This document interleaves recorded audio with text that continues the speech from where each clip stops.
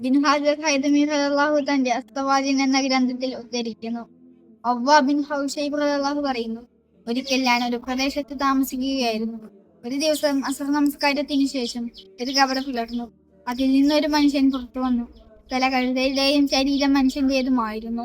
അയാൾ 3 പ്രാവശ്യം കഴുതയെ പോലെ കരഞ്ഞു. കബർ വീണ്ടും അടഞ്ഞു.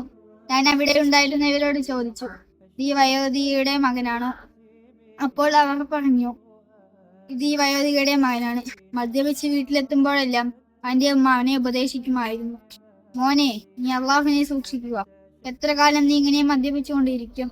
അപ്പോൾ അവൻ പരിഹാസത്തോടെ പറയും, നിങ്ങൾ കഴുതയെ പോലെ കരയുകയാണ്. ഒന്ന് നിർത്തൂ കഴുതപ്പാട്ട്. ഉമ്മയെ അപമാനിക്കുകയും ഉമ്മയുടെ ഉപദേശം പരിഹസിക്കുകയും ചെയ്തതിനുള്ള ശിക്ഷയാണ് അള്ളാഹുവിന് നൽകിയ ഭയാനകരമായ ശിക്ഷ എന്നവൻ പറഞ്ഞു.